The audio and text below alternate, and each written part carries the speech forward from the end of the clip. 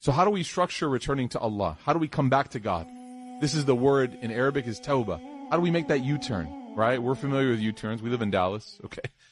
So how do we make that U-turn back to God? There's 4 things. Number 1, the author says never lose hope in Allah. That's the beginning. If you lost hope, there's no way forward now. There's no way forward. You have to always keep hope in Allah. And remember what I said.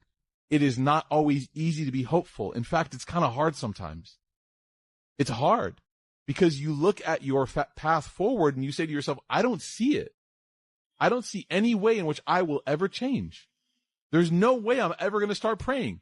There's no way I'm ever going to start doing this or stop doing this or start wearing the hijab. There's no way we're ever going to stop dating, said a lot of people, right? There's no way. Wallahi, if your intention is pure, there's a way to transform whatever it is into something good. There's a way to transform it into something good. Maybe that relationship that's not sanctified in the deen becomes a nikah. Maybe it becomes that. Maybe those outfits that used to be inappropriately worn outside the house become a part of a layered outfit that is now appropriate. Maybe that tongue that used to utter nothing but lyrics of meaningless songs becomes the tongue that is like trying to learn how to read Quran. Don't lose hope. We can't lose hope if you read the stories of the companions. If a man named Umar was literally on his way to kill the Prophet ﷺ, and that was the day he found God, on the day he was going to kill him, drunk, then who are we?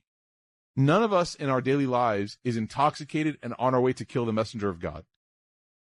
There is hope for everybody. Never lose hope. And side point, don't you ever deflate the hope of another person. Because that is just as bad, if not worse. Because you are telling someone that they are outside of the fold of Allah's mercy. How are you going to answer to Allah on the day of judgment? What are you going to say? What are you going to say to Allah when Allah asks you, did I ask you to speak on my behalf and tell this person that they're going to go to hell? We have no place. There's no place in Islam for anyone to comment on the akhirah or the relationship with Allah of another person. And when you meet true scholars of Islam, not these TikTok guys. I'm being real, man. TikTok Islam, it's like Timu Islam. We just got to shut it down. It's not good, man. You're going to order something, you're going to get something very small instead, right? I had a friend who ordered a PS3 on eBay, and all he got was the box. He didn't read the fine print. He didn't read the fine print, okay? Not these online people that just scream at people, and they don't know what they're saying. I read the life of the Prophet ﷺ. I cannot imagine a time where the Prophet ﷺ would just scream at people. It doesn't make sense. Right? As the kids say, make it make sense. Touch grass. No, that's wrong. Okay. So, number 1, don't lose hope. Be a beacon of hope for other people. Number 2, don't ignore your mistakes. Just because you're hopeful doesn't mean you're foolish. Don't be the person that's so hopeful that it'll be fine all the way up until they walk off the edge of the cliff. Right? In the case of the diabetic, yeah, you can live your life moderately, but you should not be, indulging. You got to keep an eye on something. You got to keep an eye on how it's going to affect you. What's your iman score going to look like at the end of the day? Like the diabetic measures their blood sugar. You got to measure your iman at the end of the day. Right, Nuni? Okay. Don't quit on Allah subhanahu wa ta'ala. Don't ever quit on Allah. It kind of goes with that don't lose hope thing, but it ties back into what the scholar was saying was you have to remember who you're dealing with. It's one thing to try to seek forgiveness from somebody else. That might be tough. And you know what? Some people in our limited scope, because we're humans, we may struggle with that. Like forgiving and being forgiven by humans may take time, may take some effort. It may not come right away. But with Allah, His forgiveness is immediate. His forgiveness is instant. As long as you ask sincerely. Don't quit on Allah. And number 4, don't mistake His mercy for His permission. Allah Ta'ala may allow somebody to exist in a certain way for a certain time.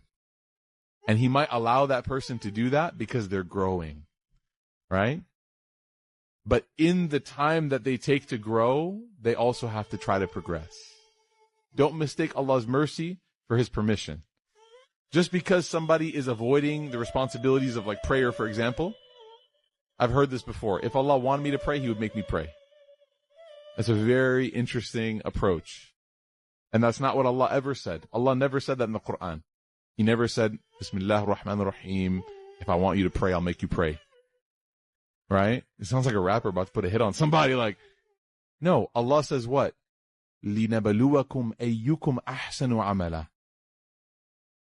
الَّذِي خَلَقَ الْمَوْتَ وَالْحَيَاةَ لِيَبْلُوَكُمْ أَيُّكُمْ أَحْسَنُ عَمَلًا.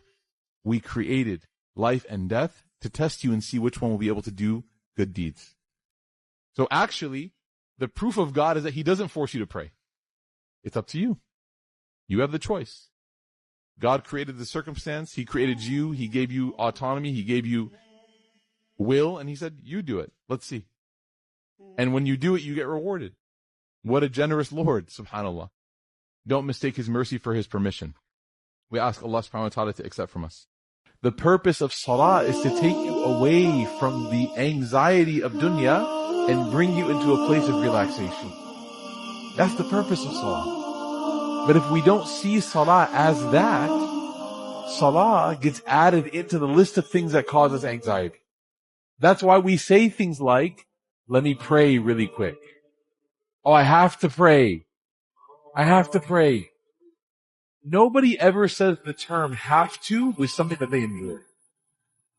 Oh, I have to eat dessert. Nobody says that. You say have to with things that are like a responsibility that I have to do it. I have to go to work. I have to do it. Right? When you enjoy something, even your language changes. I can't wait to. I'm so excited to. I'm looking forward to. Oh, is it time to already? Right? The language changes. So this isn't meant to like feel guilty, like, oh, we should all feel like we're horrible. No, but think about what a misunderstanding of salah has done. It's taken it from a blessing to a burden. Made it something that feels heavy. It's supposed to make us feel light.